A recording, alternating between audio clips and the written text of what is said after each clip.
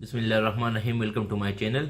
आज हम डिस्कस करेंगे resistance, conductance, reactance, susceptance, impedance और एडमिटेंस। सबसे पहले हमारे पास है resistance, opposition offered to flow of electrons.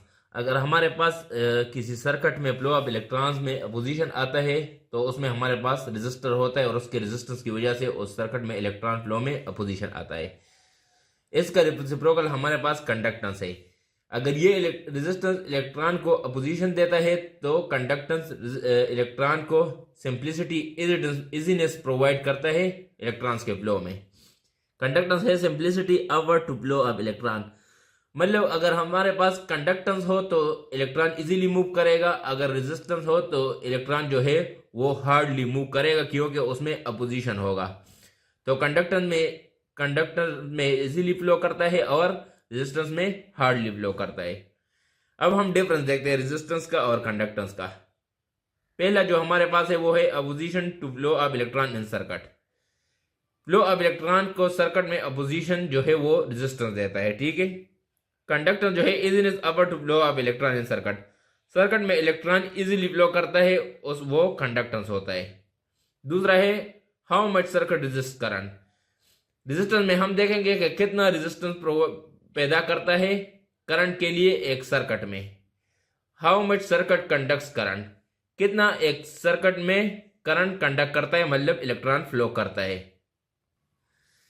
तीसरा हमारे पास है जो रेजिस्टेंस है वो डिनोट होता है कैपिटल आर से और कंडक्टेंस जो है वो डिनोट होता है कैपिटल जी से। रेजिस्टेंस का यूनिट जो है वो ओहम है और यूनिट का जो यूनिट है वो मो है। ये अपोजिट है एक दूसरे का, तो ये OHM ओहम हो गया और ये अपोजिट हो गया MHO, तो ये मो हो गया। मैथमेटिकली रेजिस्टेंस को हम लिखते हैं 1/G क्योंकि ये रेसिप्रोकल है कंडक्टर्स का और कंडक्टर जो है G से डिनोट होते हैं, तो इसलिए हमने लिखा है R = 1/G। और ये हम कंडक्टर जो है हम मो में मेजर करते हैं, इसका यूनिट मो है, या इसका यूनिट या मेजरमेंट जो हम करते हैं वो सीमेंस में करते हैं, ठीक है।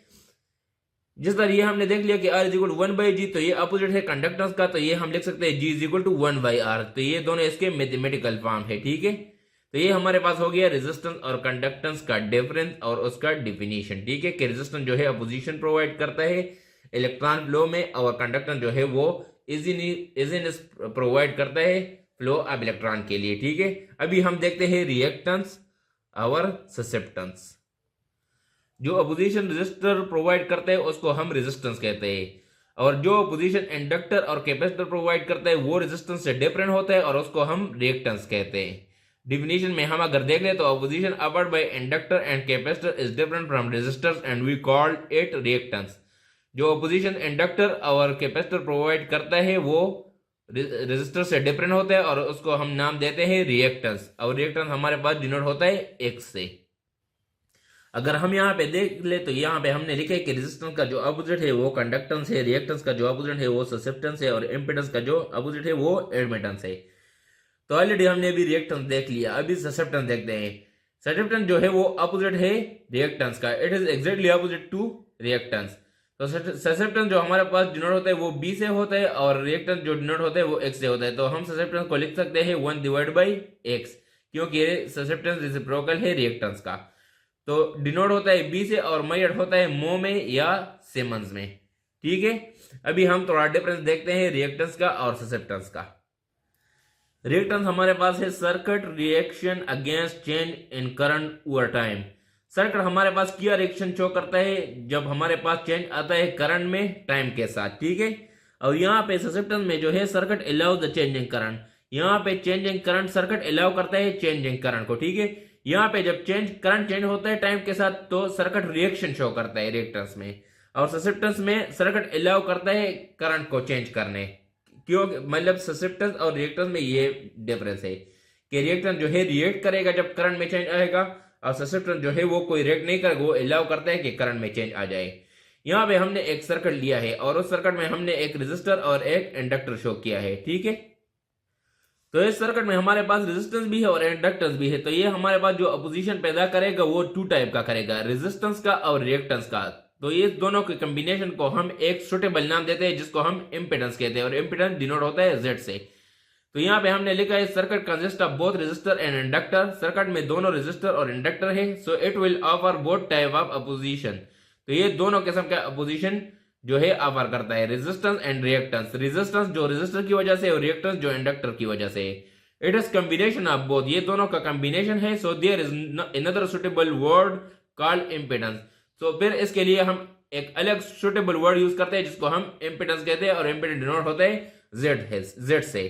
तो ये हमने अभी रिएक्टेंस भी देख लिया और ससेप्टेंस भी देख लिया, उसका डिफरेंस भी देख लिया। अब इसके बाद हम देखते हैं एडमिटेंस और इम्पीडेंस, ठीक है। तो एडमिटेंस हमारे पास है how much alternating current is admitted और अलाउड इन सर्किट, कि कितना हमारे पास जो अल्टरनेटिंग करंट है वो एडमिटेड है या अलाउ करता है सर्किट में, ठीक है। और इम्पीडेंस हमारे पास है how much alternating current is impeded और अवॉइडेड इन सर्किट, कि कितना अल्टरनेटिंग सर्किट हमारे पास इम्पीडेड है या अवॉइड करते हैं हम सर्किट में, ठीक है। तो ये हमारे पास एडमिटेंस का डिफिनेशन हो गया और ये इम्पीडेंस का। अब हम इसका डिफरेंस देखते हैं कि ये किस चीज से डिनोट होता है, ये किस चीज से, और इसका यूनिट क्या है और इसका मैथमेटिकल फॉर्म क्या है, ठीक है। तो यहाँ पे हम देख सकते हैं एडमिटेंस डिनोट होता है कैपिटल वाई से और इम्पीडेंस डिनोट होता है कैपिटल जेड से। एडमिटेंस मेजर होता है सीमेंस में और इम्पीडेंस मेजर होता है ओम में, ठीक है।